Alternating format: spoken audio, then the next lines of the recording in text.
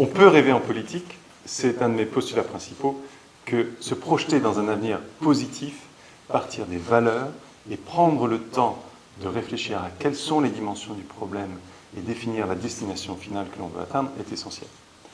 Alors après, comment utilement le faire?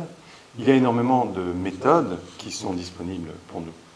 Mais les principes essentiels que l'on peut appliquer de la créativité au monde politique passent par 4 éléments principaux, très simples, et certainement plus complexes à mettre en œuvre. Le premier, c'est qu'il faut inclure différentes diversités.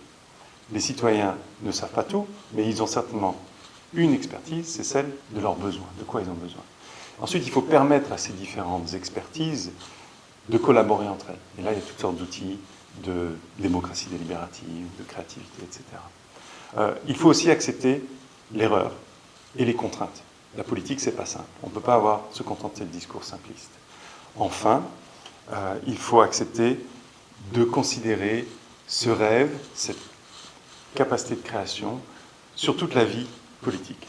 Il ne s'agit pas seulement de brainstormer à quelques solutions avant de faire un programme politique. Il faut s'autoriser à définir mieux les problèmes, prendre plus de temps, définir ses visions, et ensuite prendre le temps de prototyper, tester, évaluer et déployer. On a beaucoup de freins culturels, des freins psychologiques et institutionnels qui nous font faire de la politique de la vieille manière. Alors, je propose dans mon livre 7 grandes étapes pour nous libérer de ces freins. Et bien sûr, elles sont complexes parce qu'elles touchent à tous les aspects de la vie politique.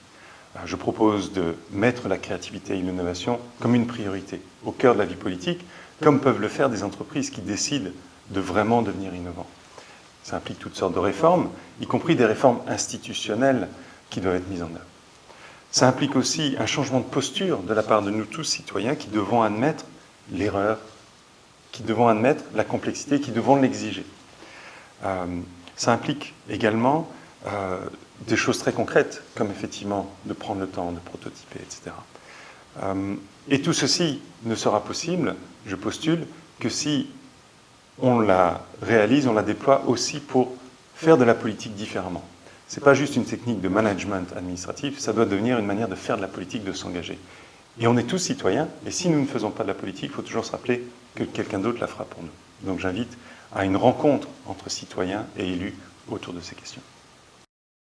Alors, pour faire éclore 1000 fleurs en politique et que ces 1000 fleurs fassent système, il faut faire un certain nombre de choses. Et on ne peut que les esquisser en quelques pages de manière générale, mais je vais donner quelques exemples pratiques. D'abord, il faut, comme je l'évoquais, multiplier la diversité des perspectives.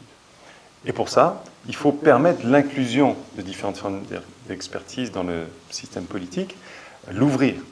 On peut limiter le cumul des mandats, on peut limiter le nombre de mandats dans le temps, il faut faciliter l'implication des citoyens en politique. Tout le monde ne s'impliquera pas, mais il faut ouvrir les portes.